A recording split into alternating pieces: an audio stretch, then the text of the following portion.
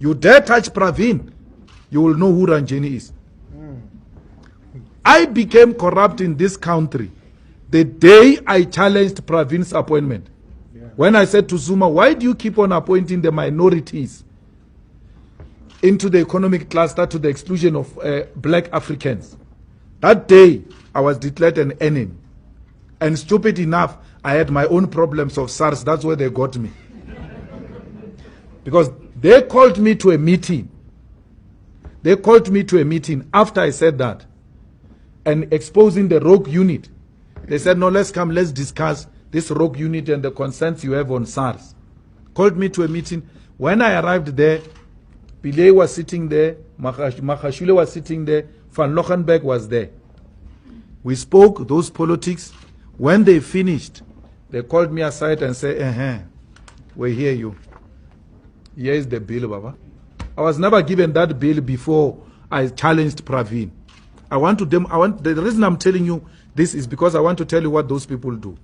Pravin and his group. So everybody who challenges them, they go with your scandal to you and say, here is your story. And then after they tell you your story, they don't report it anywhere. It's your secret between them and you. Because in that meeting they say to me, no, we can solve this tax issue. They're not telling me, don't stop saying what you are saying, we can solve it. They say, no, don't worry, we can solve it. There's no problem. That's why these commissions of inquiry, we must be called, some of us there, to go and give evidence there. That SARS is used as a political weapon. We can solve it. But because some of us are requiring, I didn't stop talking, but you see, that's how my taxes ended in your desk. They wanted to sequestrate me. But no one asked the question, how many people owe SARS? And for how long have they been owing SARS? To get Malema singled out and quickly dealt with like this. At a time when they wanted to sequestrate me, there were almost 3 million people owing SARS. We have been owing it for the longest time. There was never an attempt on them to be sequestrated. Never. They can't do anything to me. And if they want me, they must come directly. I've defeated them before, I'll defeat them again. I don't want anything from them. I'm not speaking because I'm not attacking SARS or finance because I've got anything against me personally.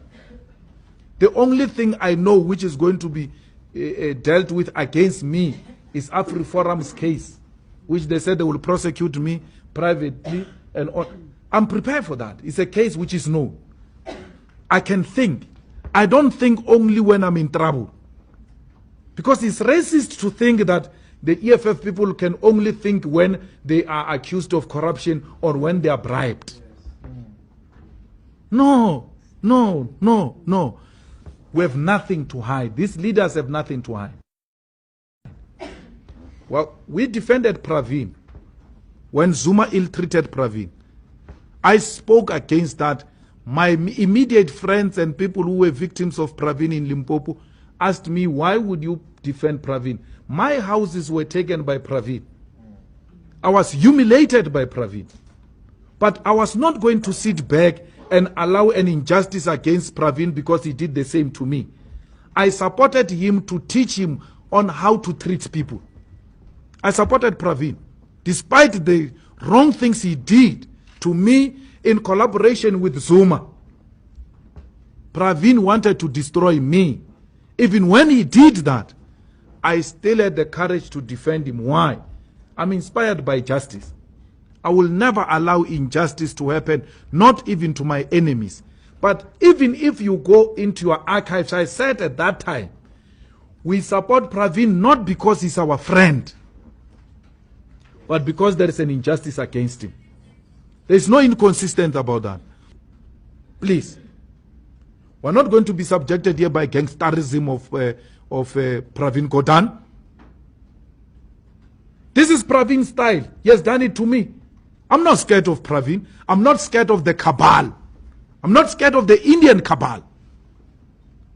This is how they did it in the UDF.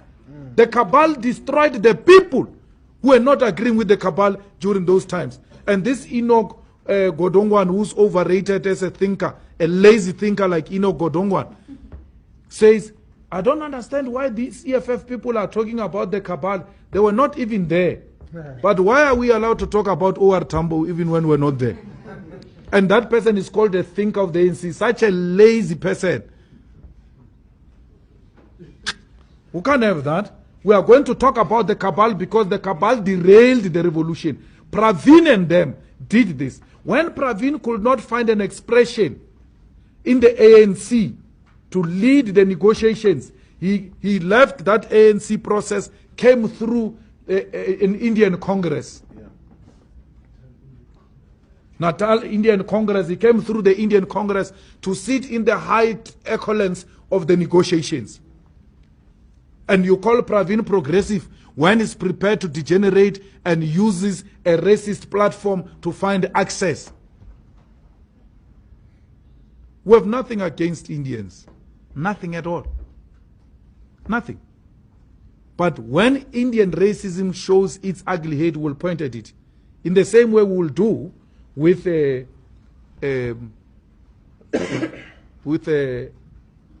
white people.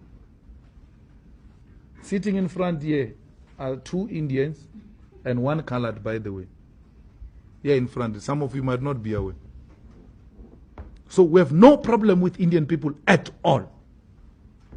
But racism will never be tolerated, especially when it comes from those who should ordinarily be on our side. It's wrong. So that's our relationship with regard to Mazoti and the whole SARS matter and all that. We have nothing to hide. We walk naked.